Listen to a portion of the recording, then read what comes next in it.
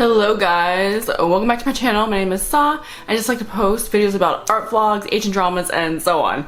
So today, I'm so excited. I will be talking to you about Love Alarm Season 2. And I have the title In Defense of Love Alarm Season 2 because it seems like a huge chunk of the Love Alarm fans are kind of disappointed in the ending. And I'll say this right now, spoilers. I also want to say, please, don't dislike this video just because I don't agree with your opinions. I respect everyone's opinions, and I know some people have different perspectives, how they see the storyline and such. Some people actually do have really good valid reasons why they like Sunho over Haeyoung, or why they just pick him over Haeyoung. So be warned, please just listen up. This is in defense of the people who are fans of Haeyoung and are very happy with the ending that the writer themselves chose and Netflix chose to go with. So please, let's understand together, okay? Why they chose to go in that direction and why it's actually the healthier direction to go and a good message.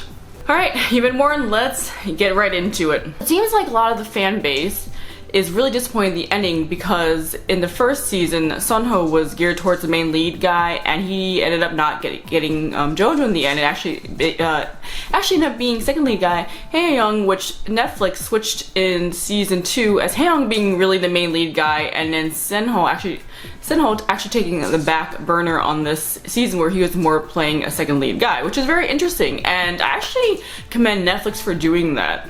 Going into season 1, I really like Haeyoung's character. I thought he was such a good pick for JoJo. He was sweet, loving, caring, and I think the main thing I want to talk about why I really liked Haeyoung over Sunho was he respected JoJo's boundaries, and I'll get into that later on. The first thing I actually want to talk about JoJo, she's the main character, she's the star of the show, and at the end of the day, I think the best thing for us viewers can really take from this is that JoJo was able to look past her trauma of her parents, of her family pretty much committing mass suicide, her being the only sole survivor. Because that's not a trauma take, such for a young 5-year-old girl, and there's so many flashbacks where it shows that, and I think it's really was a beautiful scene in the end in the last episode where she's running in Jeju Island, that marathon, and she took the leap,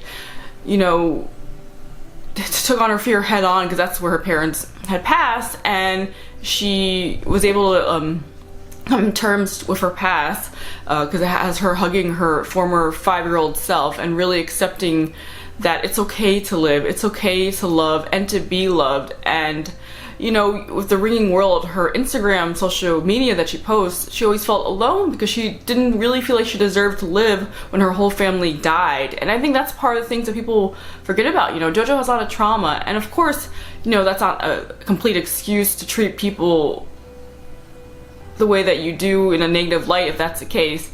But she learned to grow from her mistakes. She was not the most mature person in season 1, definitely not. She didn't know what she wanted.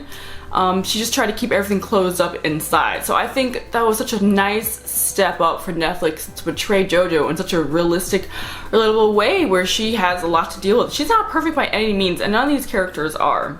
Netflix for showing JoJo in that light and having her overcome her trauma in a very realistic way. So yes, another thing I want to point out, I can definitely see why some people might be kind of taken back by the tone of season 2. It's definitely a lot different than season 1. I actually rewatched season 1 a few days ago in anticipating season 2 because I just want to refresh my memory. And yeah, season 1's a little bit faster paced, but it's set in a high school setting. It's a little more like youthful teen drama mix of youth in there, of course, because it's a different, because they were in a different setting. They were in high school. But when people say like, oh, Hae-sung is barely in there, in the last few episodes he's quite in there a lot, and you can definitely tell the writers of the show was hinting very much that Hae-sung would take the lead in the next season and in the end of the series. The way, remember the scene where they're in the field and she decides to meet up with him and he's on his bicycle, it's so cute, and he rides circles around her and says that he would ring her love alarm all the time, and he pursues her in a very traditional way where he saves a seat for her in the library.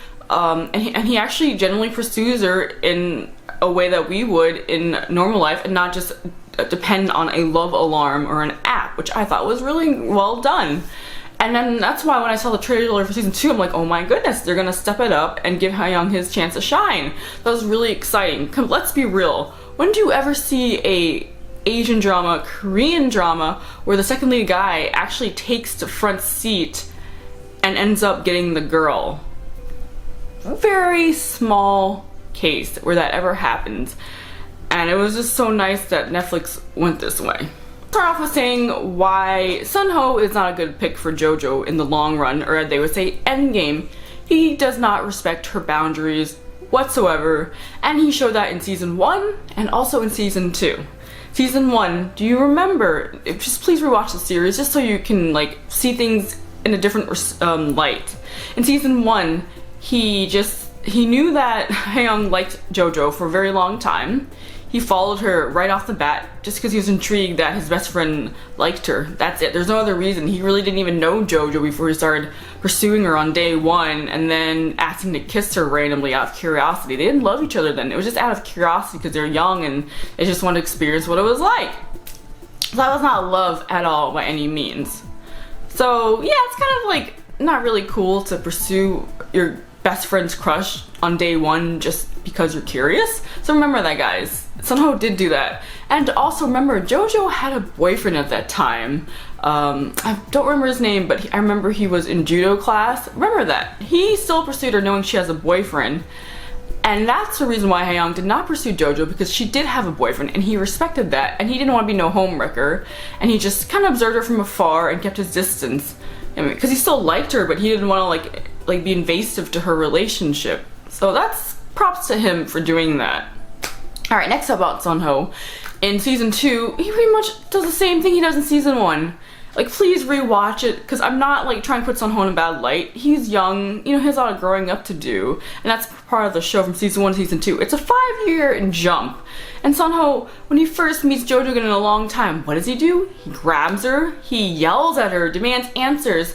Why'd you do this to me? Why do you do that to me? Don't forget, guys, it's been 5 years and he knows she's dating Haeyoung. And what does he do when she's just standing there? He kisses her without her permission. That's not romantic, guys.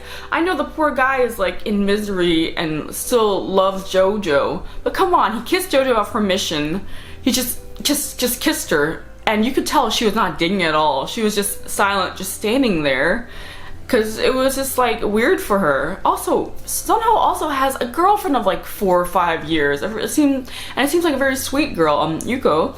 And she was actually like, I like that they didn't like pit the girls against each other, which is really, really nice. They just trying to understand each other. So yeah, Sunho does not respect JoJo's boundaries.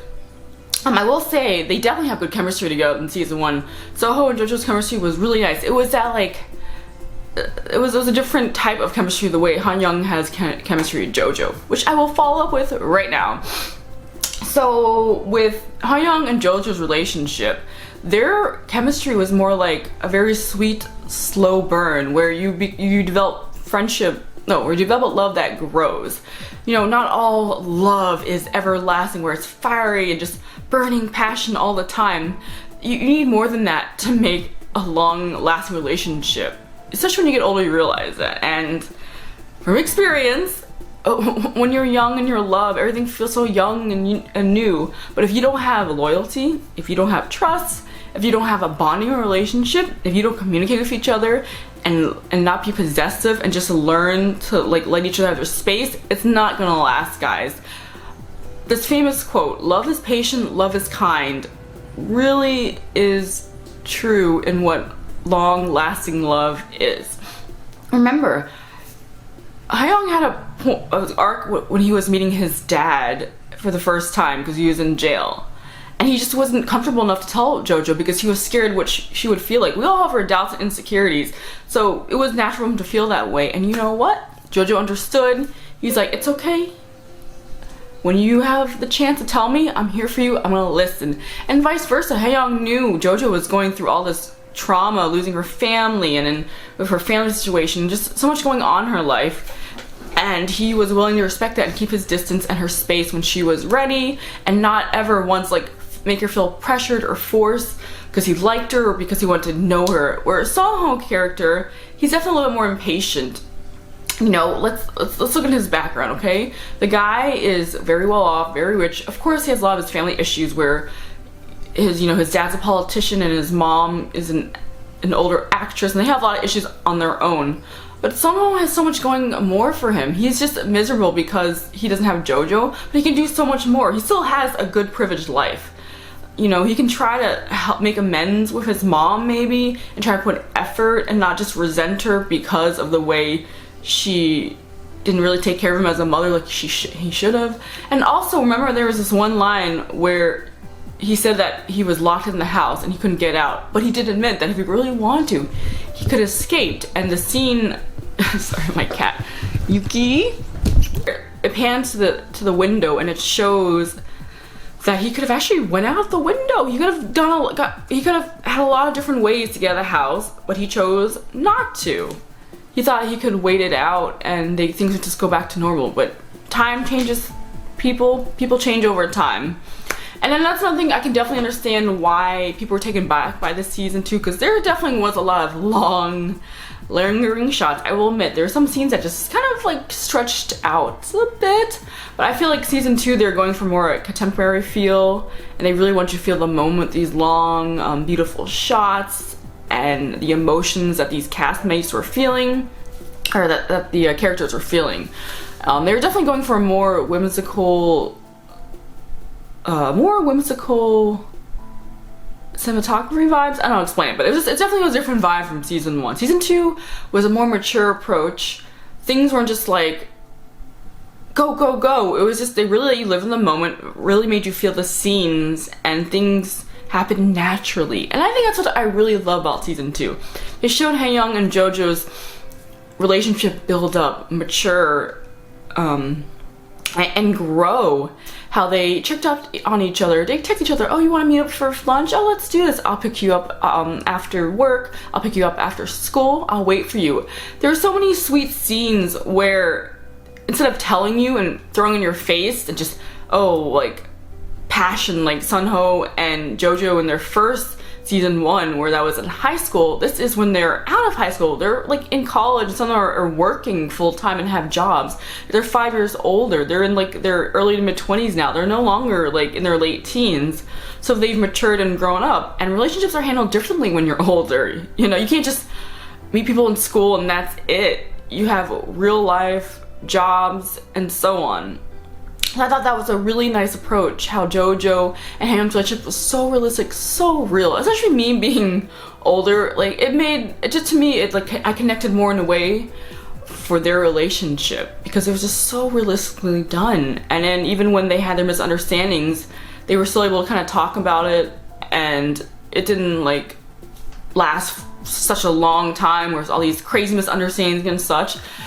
You know, like things worked out because they trusted each other. The side characters, I thought they had really good plots. Sun Hong's girlfriend, the actress Yuko, she was really sweet too. I like that they didn't have her, you know, being a villain role where she was like pitting against JoJo and like stealing him from Sunho even though she was dating Sunho. I just like that they didn't have this cat fight, which was really nice. They just, like I said previously, they were just on the opposite end, just trying to make it through and find who they really love. Also, another thing I think was interesting, people were saying that JoJo was stringing Sunho along and led him on. I don't think she did, guys. I'm pretty sure in this season 2, she never really made any contact with him whatsoever. If anything, he was the one that was still pining after her, still thinking about her, even though he has a girlfriend of 4 years and still hasn't rung her love alarm. Where JoJo, you can see she's kind of moved on from him. She's really put her heart into Haeyoung, getting to know him, go on dates, like a normal person, and not just rely on an app. So I thought that was really, really nice as well. You know, there was just more than just, I'm just gonna rely on this app and that's it. No, they went on dates, they went for walks. It was just, and they did things together, experienced things together. She was there for Haeyoung when he went to visit his dad, and when he decided should he, you know, sign off on the paper or not. There was a lot that was going on there, and they were there for each other, which is the biggest thing I think in a relationship, is being there for one another through thick and thin. So let's talk about the shield and spear. I noticed in some of the comments people were saying like, oh, JoJo's not honest with her feelings, she used the shield against Soho and she used a spear for Hayoung just to cover up her feeling for Sunho. But that's not true at all. If you look back in the ending and the beginning of season 1 and season 2, it's very hinted that JoJo will eventually, you know, start having some kind of feelings for Hayoung, that it's gonna grow. I think one of the hints was with the love alarm would show who you have a possibility of liking. Now remember, like, it's explained very well that when they put in the tape and they didn't think it worked to show JoJo's logs of how many times she rung Hayoung's alarm or she not, that it did show you that she rang the alarm so many times for Hayoung, and it was so cute where everything went full circle. In the flashbacks they showed the scene where like she had the yellow umbrella and he was going out of the work and she waved for him, her alarm rang there for him. When they were at his house on his flat and she kissed him, and she gave him a back hug and she ran up to her bed and she's like, oh my god, if my shield wasn't on and it didn't work, would his love alarm have rung? Would I have rung his love alarm? She felt in her heart, like you could hear her heart beating, that she knew that she would have definitely rung his heart alarm, and we felt it too as an audience. And that was a great moment. Also a couple of moments when they met with each other, you could see that smile on her face and his smile, and she would have rung his alarm. And it's proof. There's more proof than you guys need. Who's saying she would never rung his love alarm. Remember, she said that at first she put the shield for Sunho because she surely did love him, but it was too heavy of a burden, I think, that love, and she just couldn't keep going with it, and that's why she had to let go of it, because she was just going through so much in her life and she had to work on herself first before I think she could get back into like a relationship with Sunho. She had to take care of herself first, her mental well-being and her acceptance of why she was still, you know, living and feeling these lonely feelings. Yeah, so she said, she told Sunho, like, straight up to his face, like, yeah, I used a shield for you. She was honest, but I also want to remove the shield for Hayoung because I want him to really know how I truly feel about you without the shield. And also another really cool thing about the spear was this. Yeah, like, the spear kind of, like, I guess people were taking it where with the spear, she kind of forced her love on Hayoung, which is the opposite, because in the end, Daeok, when they met in the meeting, he's like, when Daeok think of Hayoung, he said, look, what more sincere do you need? She chose the spear in her own choice to pick you. What more do you need? You don't need an app to tell you that you love someone or not, because like Hayoung said, people don't say I love you to each other anymore because they rely solely on the app, which is not good, on technology. Derek was saying technology comes and goes. And I think that's what he was, like, the message that Netflix was coming across, or the webtoon the author was trying to come across with these, saying that since she chose to choose Hayoung on her own free will using the spirit, that just shows she sincerely loved Hayoung and cared about him. Because if she really liked Sunho, wouldn't she just pick Sunho and just get him back? You know, she's not the type to just like love someone just because. That's not how things work. She didn't have to, but she chose Hayoung. She chose Hayoung and wanted to remove the shield because she felt like she could be herself, be vulnerable around him, and she was willing to finally let go of her loneliness and everything that was going on with her life. And also I think it's really cool how they used her Instagram, The Ringing World, as part of the story, the side plot with the murder of the ring alarm and about loneliness. And yeah, because it really affected JoJo, and it was so nice that Hansong cared about her and wanted to make sure she was okay. But yeah, there was just, guys, come on, there were so many sweet moments in season 1 and season 2 of Hayoung and JoJo's love, and it was definitely well hinted in the end of season 1, the last 2 episodes, that he was, you know, gonna be there for JoJo. Guys, please rewatch it so you can see. Again, I still think Sunho is a great guy. You know, he had a lot of growing up to do. He really did. Like, the guy's got everything going for him. You know, he's got money, fame, looks. He has a beautiful girlfriend that loves him dotingly. His family life is not the best, for sure, but he, you know, at least it shows that he's working on it. And he did get a good ending. He got the girl, like, the girlfriend that loved him so much. He realized that he needs to focus his feelings on her, and she's always been there for him. And he definitely does care for her, or else I don't think he would have stayed that long with her. And it just so happens it's not JoJo. You know, they were two broken people that just would not have worked out together. Their relationship was just based off like a flit of passion. But there was no like real substance. Where, do they really know her? Remember there was a part when someone asked Sunho, what is JoJo like? And you know all Sunho can say? She likes Haeyoung. He couldn't say like what's her favorite color, what's her favorite food, none of that. Where there's a scene in last season 1, I think, where Haeyoung asked her on their little date, what do you like? I just want to get to know you. And it was so cute. She's like, you're gonna ask me so many questions? He's like, because I feel like, you know, I didn't get a chance to get to know you well. And they actually get to learn each other properly and not feel pressured of a time constraint. And it was it felt so nice, guys. I've been waiting for an Asian drama where the second lead guy gets the girl in such a sweet way. Now, I'm not saying that, oh, just because a guy's nice to you doesn't mean you have to like like them, and that's just how it is, because they're just a nice guy. No, of course not. There's gotta be chemistry. There's gotta be some kind of like ground for their relationship to grow. But I definitely feel like in this series, it showed Haeyoung and JoJo had that from the very beginning. They had that chemistry. They had that spark. It just happened to be a slow burn love, not that fast-paced love we saw between Soho and JoJo. They're both two completely different type of relationships. Keep an open mind. You know, because your ship did not sync does not mean you should give it bad reviews just cause. Now, if you actually didn't like the plot and you felt it was too slow and so on, of course, you know, by all means, you know, we all have different opinions, different all perspectives. But I'm just I'm just posting this out for people just who are in that huge majority where they feel like because Sunho didn't get picked that they're gonna flame this show, give bad reviews and so on. Remember, a lot of people worked on this series to make it good, and the production, and especially between these struggling times. So take that into account, guys. Like, they try their best with this drama, and it's unfortunate for this drama to get such low ratings without valid reasons, besides a couple good reviews that did say they didn't like the plot line and so on. But it's just, yeah, it's just unfortunate, you know? And I think as people have been waiting a year or two for the season 2, they had such high hopes with their ending, and unfortunately it just not every ending. The girl will pick the rich, distant guy, okay? Let the nice guy get a girl for once. It's only a few episodes, guys. There's so many other shows out there where the girl will pick the jerk, will pick the rich, pretty boy, which is all good, but it's really not. But, in all fairness, I hope you guys check out the drama, you know, see what you really think yourself, and just keep an open mind. But yeah, I'm for one, I'm very happy with the series. I thought it was really like a more mature light on the drama, and I'm very glad that they stuck with the webtoon and the author's vision of how she wanted to end and who she wanted JoJo to be with. The more slow burn, long-lasting, loving relationship that was just so sweet.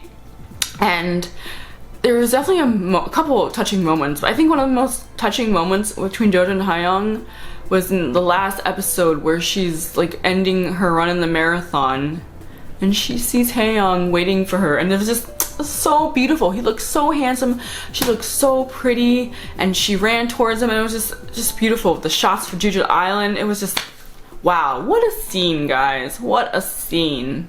And also it was nice to have the backstories of the aunt, you know, getting to go hiking, and then even the cousin maturing a little, and seeing Yodok's story, and so glad like he's still alive, and you learn about his brother who's also part of the web developing team. Yeah, it was just a lot going on. It was well done, and it was just such a different drama like that I've seen in such a long time, and I'm so glad that it went in this more modern take and more realistic approach of relationships, and not what we're used to in Asian dramas where, you know, the rich, distant, cold guy always gets a girl.